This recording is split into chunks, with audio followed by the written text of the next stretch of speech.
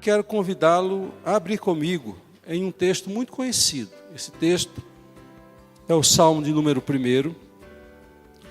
O versículo 1 do Salmo 1. Nós vamos ler uma linha apenas desse Salmo. Depois vamos ler outros textos. Esse Salmo introduz um assunto que eu quero partilhar com os queridos e, a partir daí, aprender sobre a quem ouvir e o que ouvir. O texto está projetado. A linha que eu quero destacar é a primeira, que diz: como é feliz aquele que não segue, complete, por favor, o conselho dos ímpios. Até aí. Feliz, aventurado, é aquele que não segue o conselho dos ímpios. Há uma frase, um dito popular que diz que se conselho fosse bom, a gente vendia, a gente não dava. Eu sou contrário a esta afirmação popular. Eu entendo que conselhos são bons, agora depende de quem aconselha. Há uma prática muito comum no Nordeste, e em especial em Pernambuco. É comum alguém da família se aproximar de uma pessoa mais respeitável, mais experiente, e dizer assim: dá um conselho ao meu sobrinho, dá um conselho ao nosso tio que está dando trabalho. A gente trabalha nessa linha de dar conselhos. É muito comum, isso eu lembro desde a infância. E eu, quando chego lá, de alguma forma eu sou uma referência para eles, e eu tenho que dar um conselho, muitos conselhos para muitas pessoas da minha família. Aqui nós encontramos, queridos, uma dica para não seguir um conselho. Porque existem, na minha opinião, 5 tipos de conselhos, ou 5 fontes de conselheiros. E nós precisamos saber muito bem lidar e tratar com essas fontes de conselhos, para poder, assim, nortear a nossa vida, seguir o nosso caminho, seguir a nossa trajetória. Porque conselho é bom, mas, afirmei no início, depende de quem dá e o conteúdo do conselho. Conselho dos ímpios. Nós não podemos ouvir o mundo. O mundo precisa ouvir a mensagem de Deus, o conselho de Deus, e não nós ouvirmos o mundo. O grande problema hoje, irmãos, é que nós estamos vivendo em um tempo em que, no meio da igreja, as pessoas não sabem o que pensar, as convicções a ter. E muitas vezes pessoas dentro da igreja estão pensando o que o mundo pensa lá fora. Eu lembro que há um tempo atrás, aqui nessa igreja, eu estava dando um curso para alguns casais que iam casar. E eu lembro que a certa altura, eu falando da necessidade da perseverança no casamento, um filho de crente, família tradicional, soltou uma que eu não acreditei. Ele disse: se não der certo, a gente separa. Isso é coisa do mundo, isso não é coisa de Deus. Separar por qualquer motivo não é coisa de Deus. Isso é alguém que ouviu um conselho do ímpio. Lá fora é isso que se diz. Não é por qualquer motivo. Eu lembro também do filho de Salomão, chamado Roboão. Roboão sucede o seu pai. E é dito no capítulo 12 de 1 Reis, que ele ouviu os homens experientes de Israel, os seus conselheiros, e eles disseram: abaixa o imposto, a carga tributária em Israel é muito alta, o povo não consegue pagar. Ele pediu 3 dias para responder aquela requisição, aquele pedido, aquela proposição. Aí diz a Bíblia, eu acho que já está projetado: os jovens que haviam crescido com ele responderam: a este povo que te disse, teu pai colocou sobre nós um jugo pesado, torna-o mais leve, dize: meu dedo mínimo é mais grosso do que a cintura do meu pai. Ele preferiu ouvir os jovens que foram criados com ele. que não tínhamos nenhum compromisso com a história, que não tínhamos nenhum compromisso com o bem-estar de uma nação. E esse rei chamado Roboão ouviu o mau conselho, seguiu o conselho dos ímpios. Resultado, a nação dividiu. Toda vez que Deus está agindo, Deus une. Toda vez que o diabo age, divide. Conselho do ímpio. Tome cuidado com o conselho do ímpio. Quem é a fonte de influência sobre sua vida? O que se diz para você? A primeira peneira é saber se aquilo bate com a Bíblia. Tem gente que fala e não bate com a Bíblia, então você não deve ouvir. Conselho de ímpios. Há também, e aí, por inferência, se existe conselho do ímpio, existe conselho do justo. Gente de Deus, gente experiente, se aproxime, ouça pessoas que não são apenas idosas, mas que tenham maturidade espiritual. Pessoas que têm experiência de vida. Ouça, pessoa que ora, pessoa que é exemplo de vida, ouça. Porque se a gente não deve ouvir o conselho do ímpio, há também bons conselheiros. Pessoas que querem o nosso bem, o ímpio não quer o nosso bem. Quando o justo se levanta para dar um conselho, pode até nos contrariar na nossa vontade, nas nossas decisões, nos nossos pensamentos. Mas quando é um justo, quando é uma pessoa de Deus, quando é uma pessoa de influência, de renome, de exemplo, pare para ouvir. Não quer dizer que ele está certo em tudo, em todo o tempo. Mas é alguém que vai te ajudar a tomar um rumo, a decidir. Se você não ouvir seu irmão, a quem você vai ouvir? O mundo? Há também um conselho do justo. Mas lendo a Bíblia, querido, eu descobri que até o justo bem intencionado pode errar. Isso não quer dizer que o fato do justo também errar, que eu não vou procurar o conselho do justo. Eu lembro de Pedro. Pedro, com toda a sua boa intenção, coração maior que ele, um homem instável, mas um homem que era leal a Deus até aquela altura. O capítulo 16 de Mateus diz que ele estava um belo dia com Jesus e os discípulos, e Jesus passou a falar sobre a necessidade da sua morte. Falar que a morte e ressurreição fazia parte de um plano, e todos estão ali ouvindo, alguns confusos, alguns tristes. Aí Pedro espera Jesus terminar. Aí chama Jesus ao lado. E sabe o que é que Pedro diz? Desde aquele momento, Jesus começou a explicar aos seus discípulos que era necessário que ele fosse para Jerusalém e sofresse muitas coisas nas mãos dos líderes religiosos, dos chefes, dos sacerdotes e dos mestres da lei, e fosse morto e ressuscitasse ao terceiro dia. Então Pedro, chamando à parte, preste atenção a uma coisa interessante. Olha a postura sábia de Pedro. Chama à parte. As grandes resistências a conselhos é quando as pessoas se intrometem e expõem os outros. Falam da forma errada e na frente de todo mundo. Pedro teve esse cuidado, isso é muito importante. Aí Pedro dá um conselho para Jesus. Então Pedro, chamando à parte, começou a repreendê-lo, dizendo: nunca, Senhor, isso nunca te acontecerá. Em outras palavras, Pedro está dizendo: para com essa baixa estima, para com esse negativismo, tudo vai dar errado. Que é isso, Jesus? Aparentemente, querido, era alguém que queria o bem de Jesus. Como algumas pessoas dizem que Pedro estava endemoniado. Não. Pedro estava sendo usado pelo diabo para dar um conselho. É diferente. Mas havia no coração de Pedro a melhor das intenções.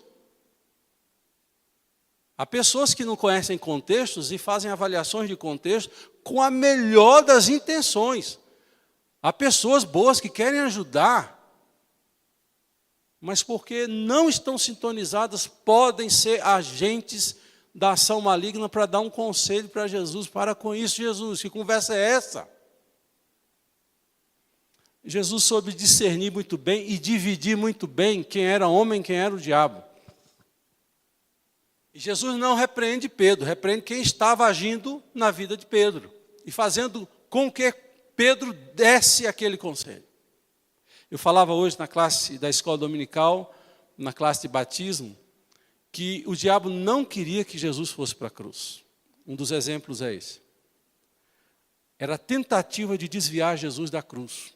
Alguns pregadores, antigos principalmente, diziam assim, que o diabo, ele estava levando Jesus à cruz, e quando Jesus foi crucificado, houve uma festa, demônio A, demônio B, lapeta, capeta, se reuniu em danças e festas, aí quando Jesus ressuscitou, eles ficaram apavorados. Não, Senhor.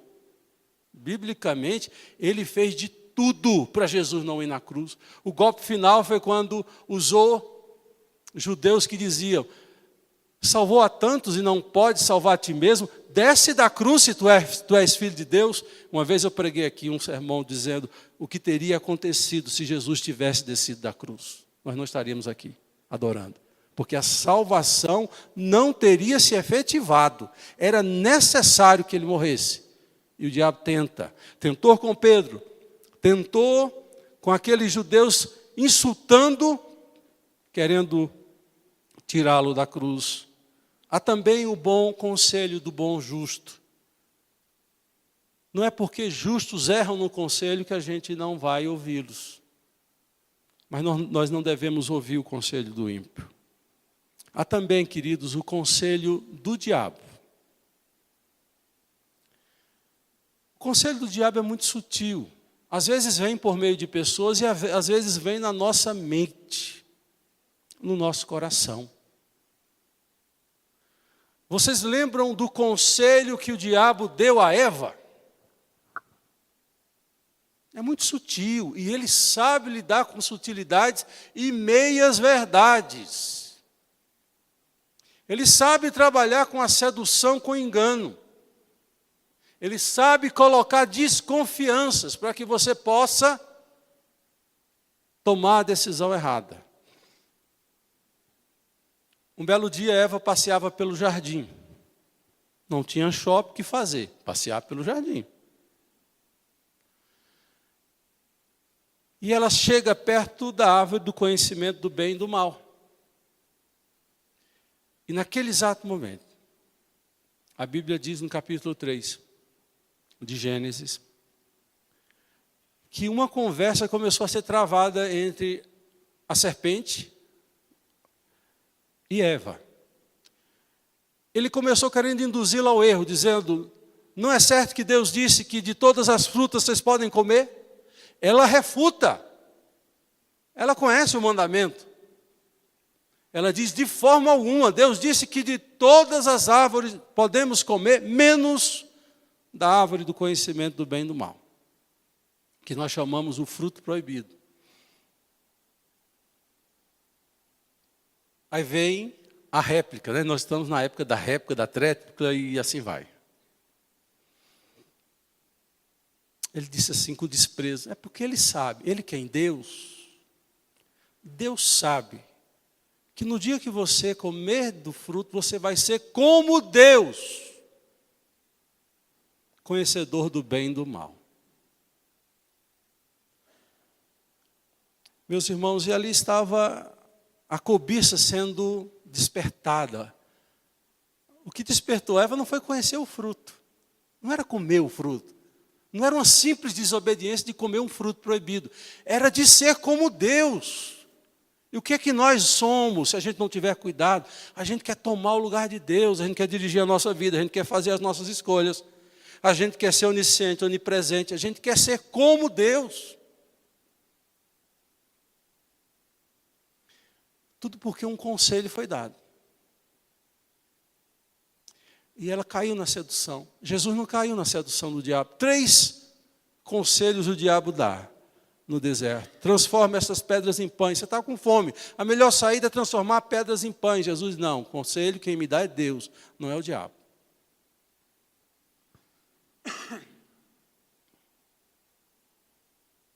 Pula do pináculo, prova Deus. Porque Ele mandará anjos. Mas qual o propósito de pular do pináculo? Para provar que Deus envia anjos? Isso é tentar Deus. Jesus diz, não. Para tal conselho, não.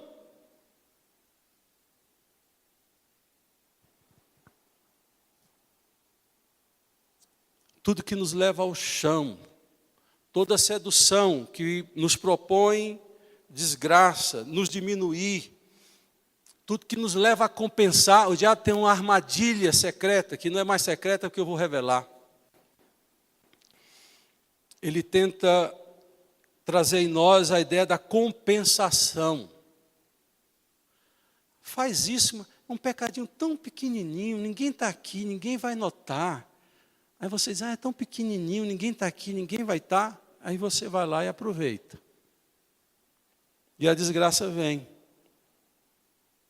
O diabo tenta sempre diminuir a gravidade dos nossos atos e sempre diminuir as consequências dos nossos atos. Quarta fonte de conselhos. Eu falei que tem um conselho dos ímpios, tem um conselho dos justos, tem um conselho do diabo e tem um conselho de nós mesmos. E eu vou dizer uma coisa muito direta. Eu, olhando para estes aí, eu tenho mais medo do nosso conselho, de nós mesmos. Nós não somos os melhores conselheiros de nós mesmos. Nós nos sabotamos muitas vezes. Nossos impulsos e pensamentos nos levam a fazer coisas que a gente depois fica assim, meu Deus, eu fiz isso. Meu Deus, eu falei isso. Meu Deus, por que eu fiz isso? Porque nós somos muito indulgentes conosco. Nós somos muito... Como é que eu posso dizer?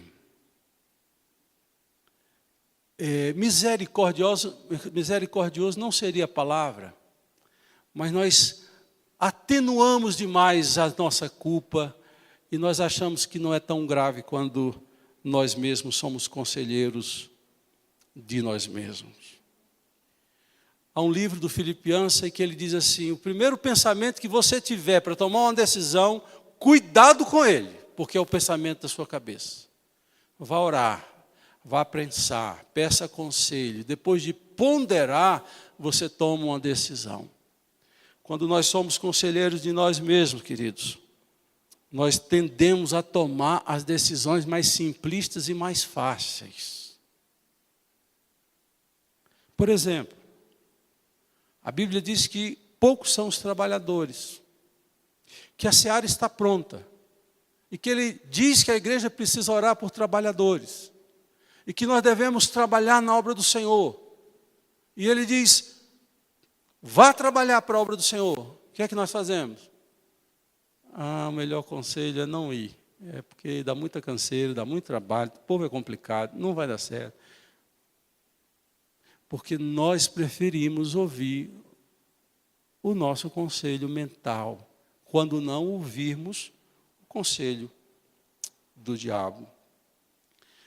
Às vezes nós mascaramos os nossos conselhos como conselhos de Deus. Deixe-me explicar isso. Às vezes nós temos vontades que são nossas, desejos que são nossos, decisões que nós queremos tomar. Mas se dissermos que é algo do nosso coração, da nossa vontade, vai aparecer alguém que vai dizer, não faça isso. Mas se eu disser que Deus falou comigo, aí ninguém pode falar nada. Se eu disser que Deus falou, acabou. Se Deus falou, o que é que eu vou contra-argumentar? E eu já vi nessa minha trajetória como cristão, como pastor, muita gente dizendo que Deus tinha falado para ela tomar decisões e não tinha sido Deus. Ela não queria que ninguém se intrometesse na vida dela, porque ela era conselheira de si mesmo. Ela não queria que ninguém se metesse. Cuidado quando você é o conselheiro de você. Deixe Deus ser o seu conselheiro. Essa é a última fonte de conselho. Primeiro livro de Reis, capítulo 22, conta uma parceria que não tinha como dar certo. Parceria de dois reis, Acabe e Josafá. Acabe, rei de Israel, das 10 tribos do norte, e Josafá, rei de Judá, Judá e Benjamim, 2 tribos, reino do norte e reino do sul. Casam suas filhas, fazem aliança. E acontece que Acabe convida Josafá, um rei crente, um homem bom, íntegro, para guerrear contra a Síria. E eles estão ali naquele banquete, naquela conversa, e Acabe tenta convencer de todas as formas e modos a Josafá de que ele deveria ir à guerra com o exército de Israel. E Josafá não podia falar algo diferente. Josafá, porém, perguntou: não existe aqui mais nenhum profeta do Senhor a quem possamos consultar? Consultar o profeta do Senhor? Meus irmãos, daí você vê a preocupação de um homem de Deus, de uma mulher de Deus, de querer saber qual é a sua vontade e não a nossa. Jesus no Getsêmani sabia que o que estava em jogo não era a sua vontade, mas a vontade de Deus, quando Ele diz que não seja feita a minha vontade, mas a tua vontade, Senhor. É difícil dizer isso, né? É muito difícil se submeter à vontade de Deus, porque há conflitos de vontade. Toda vez que nós vamos orar, nós estamos correndo um sério risco de ouvir um não da parte de Deus, e nós não gostamos de ouvir não. Mas Jesus teve que aprender e ensinou a ouvir a vontade de Deus e nos submetermos a ela, quando na oração do Pai Nosso nos ensinou a dizer: seja feita a tua vontade, assim na terra como no céu. E só pessoas submissas e crentes estarão abertas para dizer não para si mesmo e dizer sim para Deus. Só quem tem um coração submisso, quebrantado, faz isso. Quem não tem, não faz. Por isso que nós vemos muitas vezes choques de vaidade nas igrejas, nos relacionamentos, porque o que está em jogo é a vontade do homem, não é a vontade de Deus. E a gente precisa ter cuidado com isso. Olhando para essa história em 1 Reis, capítulo 22, esse homem diz isso ao rei Acabe. E eu estou atrás de um outro texto, neste capítulo, que o rei diz assim: ouçamos, pois, a vontade do Senhor. Meus irmãos, Deus sempre tem o melhor para nós, e Deus tem o conselho certo para nós. Quando é que eu ouço Deus? Na oração. Na oração é uma música que nós cantamos. Encontro calma. Falar com Deus é o que preciso, porque quando você fala com Deus, você ouve Deus, você acalma o seu coração.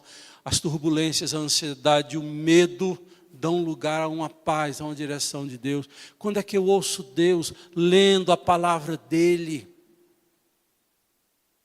Às vezes você está lendo um texto e aquele texto se ilumina. Você sabe que é Deus dando direção para a sua vida.